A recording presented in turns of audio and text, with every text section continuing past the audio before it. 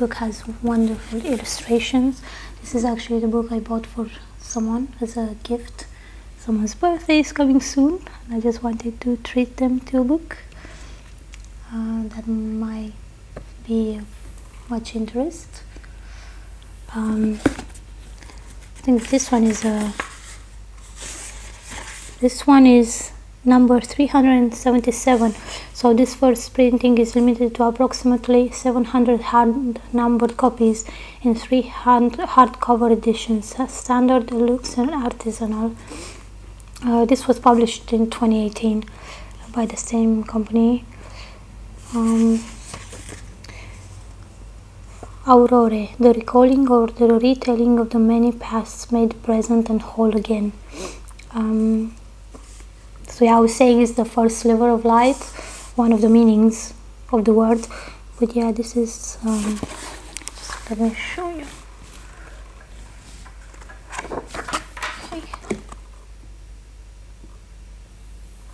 So you can pause and read more if you want. The illustrations in this book are Jose Gabriel Alegria Sabogal. Really beautiful. Some of them are quite dark, and from what I remember, I think some of them are like nude depictions. So yeah, exactly. So if you're not comfortable with watching that, either find a way of being comfortable, or this might not be the book for you. But I think everyone benefits of expanding their imagination and knowledge. Angels are powers of immaterial spirits. Thomas Aquinas. Darkness adopted illumination to make itself visible. Robert Flood. Darkness is the basis and root of light, without which the latter could not manifest or exist. Light is matter, and darkness is pure spirit. Darkness, in its radical metaphysical basis, is subjective and absolute light, while the latter, in all its searing effulgence and glory, is merely a mass of shadows. Interesting concepts that I'm looking at. They're not too beautiful colors.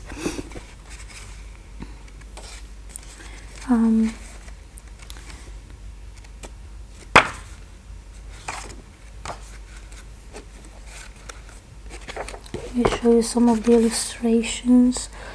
I'll show you something, so be warned if you're not comfortable with nudity, pause the video. So yeah, check this out. Beautiful illustration.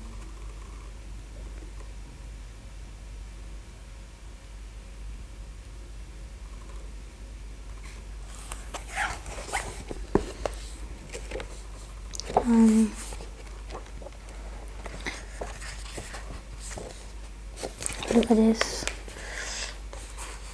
My words may be wisdom, but forever shall raise more questions. In this respect, I am perfect. I'm not sure who says this, because there's no attribution. Obviously, I'm sure it will make sense while I read the book. Let me show you. Beautiful illustration. And I'm sure the symbolism behind the images are even more deep and interesting.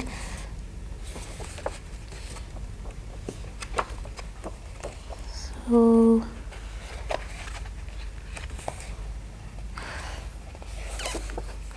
thinking what to share with you.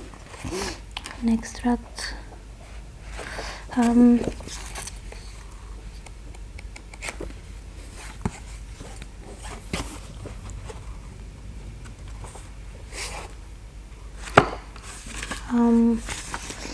think this has a foreword by Shani Oates. I'm not really familiar with her work, but it sounded like she did a very well written foreword. Let's read this quote. So, foreword by Shani Oates. Courteous reader, I compare the whole philosophy, astrology, and theology, together with their mother, to a godly tree which groweth in a fair garden of pleasure. It's a quote by Jacob Bohm. Gabriel Macaulay opens this reflective pause in his pilgrimage to find truth to describe the following compelling declaration of intent: the recalling or the retelling of the many pasts, made present and whole again. The work he projects exists as an eternal remembrance, a directive course that brings us to an election of grace. This remarkable alchemical treatise walks us through a startling expression of emotive gnosis. I think gnosis means wisdom. Beautifully wrought as art, his words fall as pearls in prose and verse to inform and inspire the reader throughout this psalmodic work.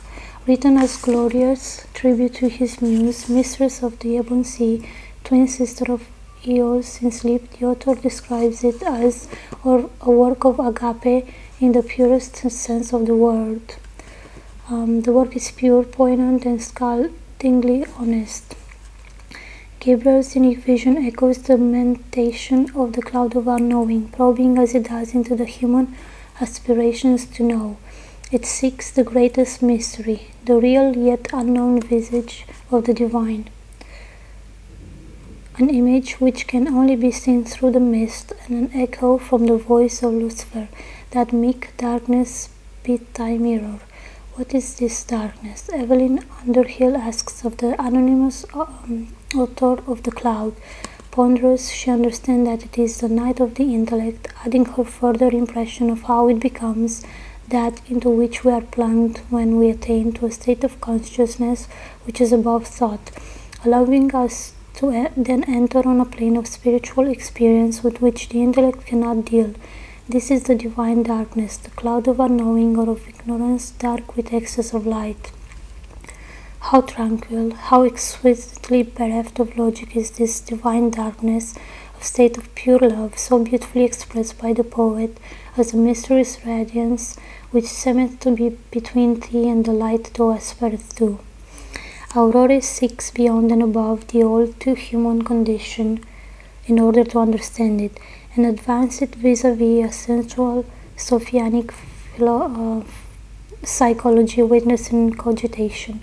Mind in tandem with vision incorporates a veiled process of subtle Jungian analysis leading to a grail quest of intent to remove the blindfold from the holy fool. By no mean measure, the invocation of spirit of mind manifests as a temple of artful word, and symbolism are its magic occulted, made animate as talismanic media. Of work of pilgrimage, conjunction, and apotheosis, it directs the reader through pause, anticipation, and intake, sometimes rapturous, sometimes ponderous.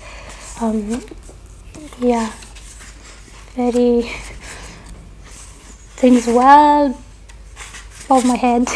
I haven't delved in this kind of stuff, but I am really looking forward to, although this is, as mentioned, a present for someone, I am planning to read it as well. So yeah, check out the beautiful design. Maybe I should let's see.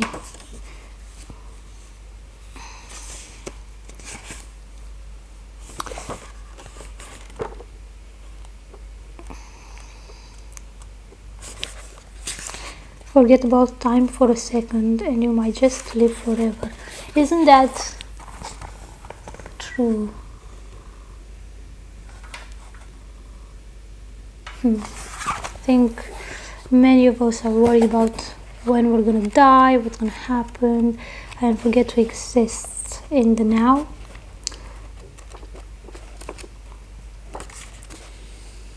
Okay, I'll show you the third book, which is wrapped.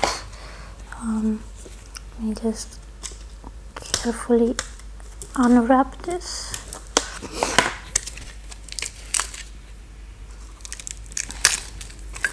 And this is a collection of essays. I think there's like 20 people who contributed to this book with essays, if I'm not mistaken.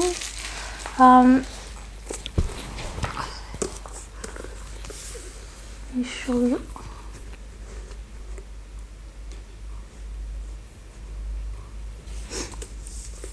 Scalding of Sapientia. Let's see what it says.